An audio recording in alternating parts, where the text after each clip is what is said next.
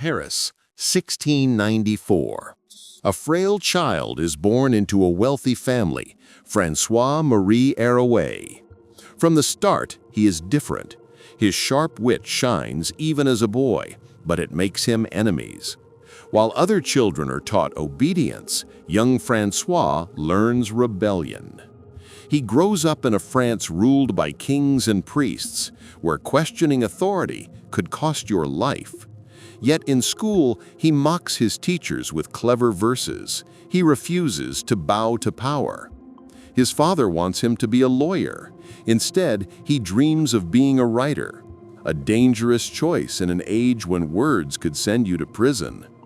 Even as a teenager, his sharp tongue gets him into trouble. But it also earns him secret admirers among Paris's intellectual circles. The boy who will one day be called Voltaire begins to shape his destiny with one weapon: his words. As a young man, François-Marie Arouet refuses to live quietly. He mingles with aristocrats, mocks officials, and writes verses that spread through Paris like wildfire.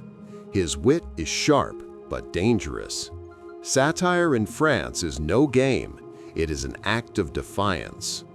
He targets nobles and even hints at mocking the powerful regent of France. The punishment comes swiftly. In 1717, at just 23 years old, he is arrested and thrown into the Bastille, the infamous prison of kings. Most prisoners despair inside those stone walls. Voltaire writes. For nearly a year, he sharpens his pen, filling pages with plays and poems, plotting the future. When he is released, he emerges stronger, determined, and with a new identity. François-Marie Arouet is gone. The world will now know him by a name that will echo through history: Voltaire. Inside the Bastille, Voltaire discovers the true weight of power and the cruelty of censorship. Surrounded by stone walls and iron bars, he realizes something. Swords can be broken, but words can never be silenced. He spends his confinement writing Oedipus, a play that would later bring him fame. Every line he crafts is sharpened like a blade, every scene designed to mock tyranny in disguise. When he finally walks free, he is no longer just a rebellious youth. He is a writer forged in captivity. The prison that was meant to break him has instead armed him with his greatest weapon, his pen. From this moment, Voltaire will never stop writing against oppression, no matter the cost. After his release from the Bastille, François-Marie Arouet decides he needs more than just words. He needs a mask, a new identity that no jailer, no censor could control. He begins signing his works with a name that puzzles his contemporaries: Voltaire. Why this name? Some say it was an anagram of Arouet le Jeune, his family name twisted into something sharper. Others whisper it was a coded insult to his enemies. But what matters is how it sounded: crisp, defiant, unforgettable. By becoming Voltaire, he creates not just a pseudonym, but a persona. A man untouchable, larger than life, able to strike at kings and priests while keeping the essence of his wit intact. Voltaire is not just a name, it is a weapon. In 1726, Voltaire's sharp tongue once again lands him in trouble. After mocking a powerful nobleman, he is beaten in public and threatened with prison. Rather than risk another Bastille sentence, he flees, this time across the Channel to England. There, Voltaire enters a new world. He sees a society where philosophers openly debate ideas, where the press is freer than in France, and where even the king can be criticized without fear of chains. He reads Shakespeare, studies Newton, and is captivated by the philosophy of Locke. For the first time, Voltaire tastes the air of freedom, freedom of thought, freedom of speech. It transforms him. When he returns to France years later, he brings with him dangerous ideas, tolerance, liberty, and the belief that reason must guide humanity. In England, Voltaire is dazzled by the discoveries of Isaac Newton. Here is a man who explained the movement of planets, light, and gravity, not with superstition, but with reason and mathematics. To Voltaire, this is the future of knowledge. When he returns to France, he becomes Newton's greatest messenger. He writes essays and books that translate Newton's complex theories into words ordinary people can understand. Through Voltaire, French society is introduced to a universe ruled by natural laws, not divine whims. But his efforts are more than scientific. By promoting Newton, Voltaire is also challenging the Church, which still clings to dogma and resists science. With every page he publishes, he pushes France closer to the Enlightenment, a world guided not by fear, but by reason. Voltaire's greatest enemy was not a single man, but an institution, the Catholic Church. To him, it was a force of superstition, corruption, and fear that kept people in chains. He did not attack faith itself, he attacked the abuse of it. He witnessed how the Church censored books, silenced thinkers, and punished those who dared to question dogma. Outraged, he made it his mission to strike back with satire, essays, and plays. His motto became legendary, "Écrasez l'infâme," crush the infamous thing. Voltaire risked imprisonment and exile, yet he never stopped. Each book he wrote was a dagger aimed at religious tyranny. He was not merely mocking priests, he was fighting for freedom of conscience, for the right to think without fear. Behind his biting words and bold battles, Voltaire was also a master of money. He knew that independence required wealth, and he found clever ways to build it. Through partnerships with financiers, he discovered loopholes in the French lottery system. Using math and strategy, he outsmarted the game and won repeatedly, amassing a fortune. With his profits, he invested in land, banking, and even industrial ventures. This secret empire made him one of the richest writers of his time. And with money came freedom. Freedom to publish, to speak, and to fight without begging nobles or kings for support. Voltaire understood something most philosophers ignored. Ideas are powerful, but wealth gives those ideas wings. Voltaire's greatest partner was not a king or a philosopher, but a brilliant woman, Émilie du Châtelet. She was a mathematician, physicist, and thinker in an age when women were often silenced. Together, they lived, studied, and worked at her chateau in Satire. While Voltaire wrote essays and plays, Émilie translated Newton's Principia into French, a translation still used today. She sharpened his scientific mind, and he gave her the stage her genius deserved. Their bond was not just romantic, but intellectual. They debated late into the night, testing each other's ideas, blending reason with passion. Émilie's influence on Voltaire was profound. She helped shape the philosopher the world remembers. Without her, much of Voltaire's brilliance might never have reached its peak. In 18th century France, publishing the wrong words could ruin a life. Every book needed royal approval, and anything critical of the crown or church was banned. Voltaire refused to obey. His writings were smuggled across borders, printed in secret and read in whispers. Authorities confiscated his books, yet new copies always appeared. Every ban only made his words more sought after. He played a dangerous game, often disguising his authorship, hiding behind pseudonyms, or publishing abroad in Geneva or Holland. But people knew. The wit, the fire, the precision, it could only be Voltaire. Each banned book became a victory, each smuggled page a spark for the Enlightenment. Censorship tried to silence him, but instead it amplified his voice. Among Voltaire's most fascinating friendships was with Frederick the Great, the King of Prussia. Frederick admired Voltaire's wit and philosophy and invited him to his court, promising a haven for free thought. At first, it was a golden alliance. The king and the philosopher dined, debated, and exchanged thousands of letters. Frederick treated Voltaire not just as a guest, but as an equal, something rare for a monarch. Yet, the friendship was fragile. Voltaire's sharp tongue, which spared no one, eventually turned against Frederick's circle. Accusations of betrayal and satire soured the bond. By the end, their relationship collapsed into bitterness, leaving scars on both sides.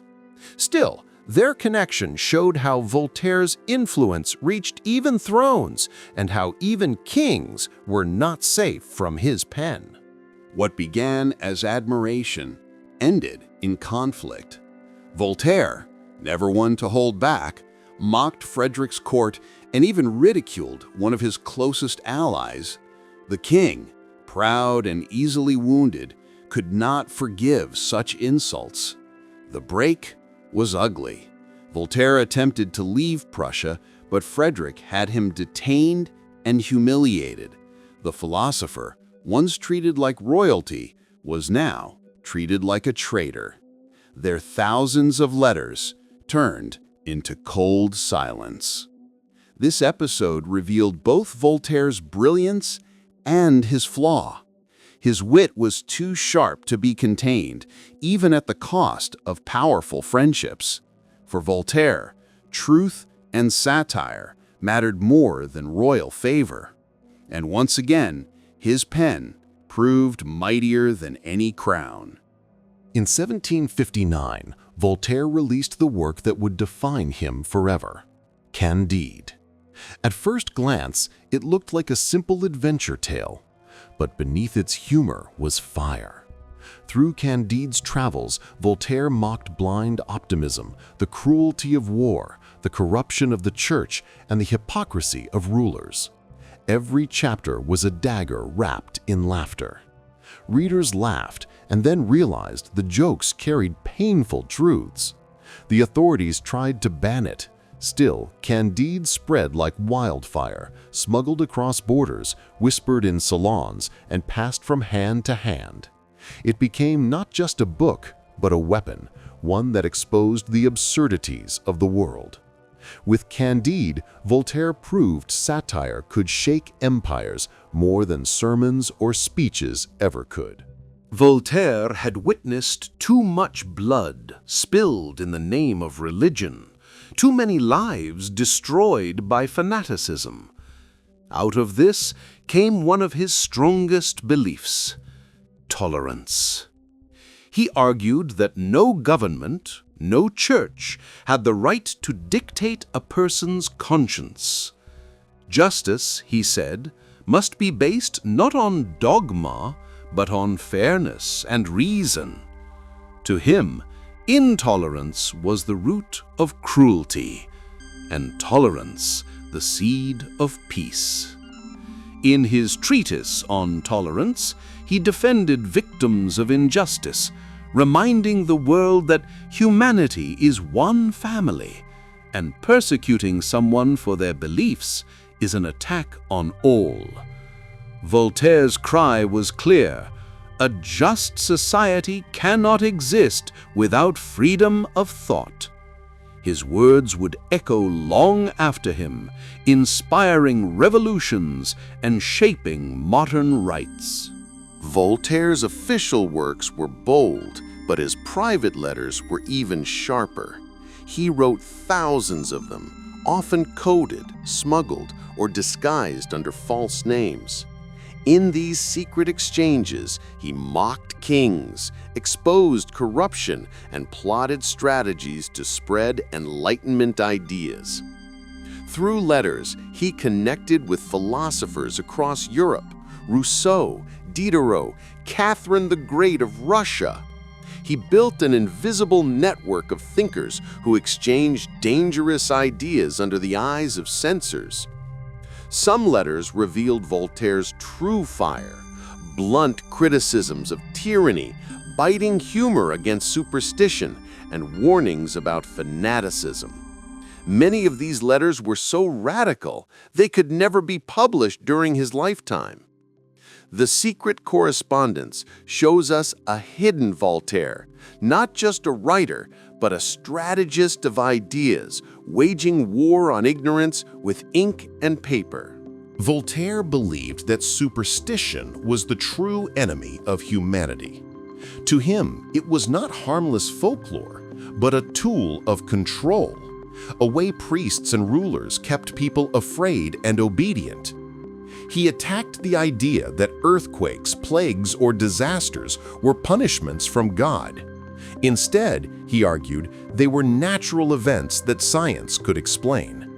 His outrage after the Lisbon earthquake of 1755 became famous. He mocked those who said the city's destruction was divine justice. Fanaticism, he warned, was even worse. It turned men into monsters, ready to kill in the name of faith. For Voltaire, reason and tolerance were the only antidotes. His writings ripped apart fanaticism with sarcasm so sharp it cut deeper than any blade. He knew that superstition chained the mind, and he made it his life's mission to break those chains. For most of his life, Voltaire lived far from Paris, exiled by his own sharp words. He built a home at Ferney, near the Swiss border, where he wrote, debated, and received visitors from all over Europe. Ferney became a beacon of free thought. But in 1778, at the age of 83, he finally returned to Paris. The city that once silenced him now welcomed him as a hero. Crowds gathered to see him. His plays were performed to thunderous applause. People cheered his carriage in the streets, shouting his name. For one brief moment, Voltaire was not the outlawed writer, but the celebrated voice of a nation. His ideas had outlived censorship, exile, and prison. Paris had once tried to bury him. Now it crowned him with glory. In 1778, just months after his triumphant return to Paris, Voltaire fell gravely ill. Even on his deathbed, he kept his wit alive, joking with his doctors and refusing to bow to the church that had persecuted him all his life. Priests demanded he repent, but Voltaire refused to renounce his lifelong fight for freedom of thought. According to witnesses, his final words to them were filled with sharp irony. He would not give his enemies the satisfaction of submission. This defiance shocked authorities. The church denied him a proper burial, fearing his grave would become a shrine for free thinkers. Yet, even in death, Voltaire remained a symbol of rebellion against tyranny and blind faith. His enemies tried to silence him once more. Instead, they immortalized him. After Voltaire's death in May 1778, the church strictly forbade a Christian burial for him. To them, he was too dangerous, too outspoken, too much of a threat to religious authority, even in death. His friends, however, refused to let his body be discarded in shame. In secrecy, they smuggled his remains out of Paris and buried him quietly in Champagne at the Abbey of Celliers, far from the authorities' reach. But the story did not end there. Years later, during the French Revolution, revolutionaries reclaimed Voltaire as a hero of liberty. His body was moved to the Pantheon in Paris, where it was laid to rest alongside the greatest minds of France. What the church tried to erase, the people enshrined forever. Voltaire's pen may have stopped in 1778, but his ideas never died. His relentless fight for freedom of speech, freedom of religion, and justice against tyranny laid the groundwork for revolutions and modern democracies. The American founding fathers admired him deeply. His insistence on the separation of church and state echoes in the U.S. Constitution. In France, his works inspired the Revolution, fueling cries for liberty and equality.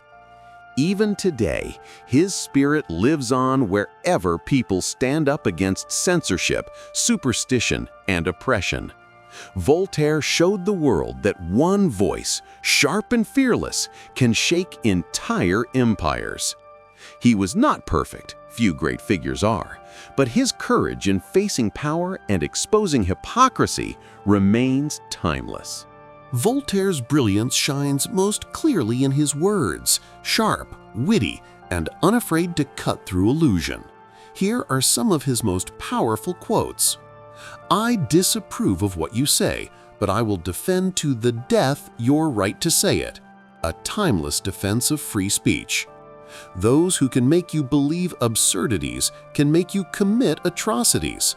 A warning against blind faith and manipulation. "Judge a man by his questions rather than by his answers." A reminder that curiosity is more valuable than dogma. "It is dangerous to be right when the government is wrong." His fearless critique of power and tyranny. "The secret of being a bore is to tell everything." Proof of his sharp wit and understanding of human nature. "Common sense is not so common."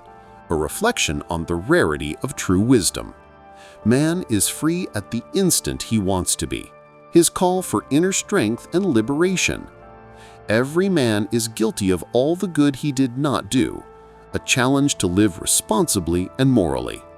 "Faith consists in believing when it is beyond the power of reason to believe." His provocative view on religion. "Love truth but pardon error." A balanced approach to human weakness.